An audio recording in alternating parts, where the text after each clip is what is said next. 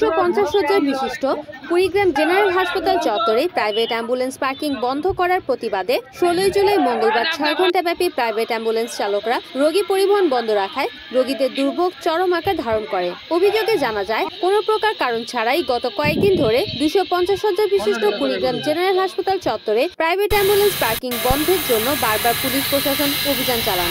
এ কারণে পার্কিং সুবিধা না পেয়ে প্রাইভেট অ্যাম্বুলেন্সগুলো হাসপাতালের সামনে সড়কের পাশে রেখে রোগী পরিবহন করে আসছে। এতে করে হাসপাতালগামী চলাচলকারী রোগী ও তার আত্মীয় স্বজন এবং এলাকার লোকজন যানজটের কারণে দুর্ভোগের শিকার হয়ে আসছিল।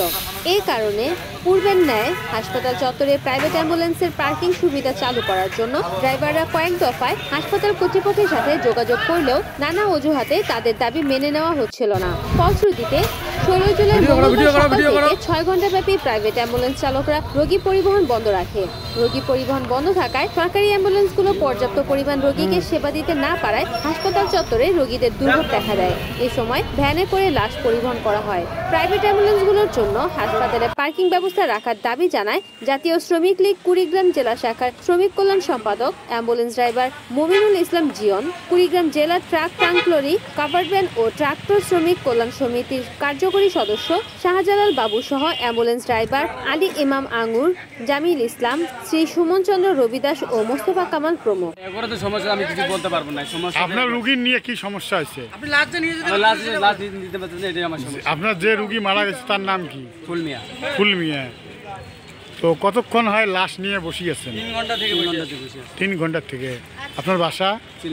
সিলমারি। আপনার নাম? কই আপনার কি হয়েছে চাচি? কি হয়েছে আপনার? আমার শ্বশুর হয় মারা গেছে। তো এখন কি আমরা নিয়ে যাব 2-2.5 ঘন্টা হলো লাশটা মারা গেছে। এখন আমরা নিয়ে যাব, নিয়ে যাইতে দিতেছে না কেউ, কোনো গাড়িও যাইতেছে না, কেউ বাইরের গাড়িও ঢুকতে দিতেছে না এবং পাইতেছিও না, কেউ যাইতেও চায় না। এই আছে পাবলিক সিটির গাড়ি, এনাদেরকে বলতেছি, এনাদেরও একটা দাবি, এনাদেরকে গাড়ি নাকি মেডিকেলে থাকার জায়গা দেয় না, এই কারণে বাইরে থেকে আমরা গাড়ি আনি। এনাদের দাবি এটাই যে আমরা এলাকার গাড়ি থাকতে আবার বাইরের গাড়ি আমরা এনারাও যাইতে। আমি আলী ইমাম আঙ্গুর, সাধারণ অ্যাম্বুলেন্স ড্রাইভার। গত 3-4 দিন থেকে বলা নেই কওয়া নেই প্রশাসনের মাধ্যমে আমাদের সম্মানিত পুলিশ ভাইয়েরা এসে আমাদের গাড়িগুলো হসপিটালের বাইরে বের করে দিচ্ছে। হসপিটাল কর্তৃপক্ষর সুনির্দিষ্ট আসলে অভিযোগ যে আমাদের করার কথা তাদের কোনো কর্মকর্তার মাধ্যমে জানায়নি। এক প্রকার বলা চলে জোর জুলুম করেই আমাদেরকে বারবার বের করে দেওয়া হচ্ছে।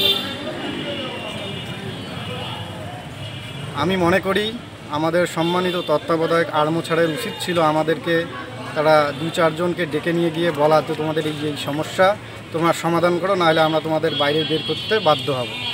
আমি মোহাম্মদ মমিনুল ইসলাম জিয়ন, শ্রমিক কল্যাণ সম্পাদক, জাতীয় শ্রমিক লীগ কুড়িগ্রাম জেলা শাখা। ইভেন আমি একজন অ্যাম্বুলেন্স ড্রাইভার। আমাদের হাসপাতালে অ্যাম্বুলেন্স রাখা হয়। অ্যাম্বুলেন্স রাখার ক্ষেত্রে আমাদের পার্কিং সুবিধা প্রয়োজন, আমরা পার্কিং সুবিধা চাই। তো হাসপাতাল কর্তৃপক্ষ আমাদেরকে পার্কিং সুবিধা দিচ্ছে না।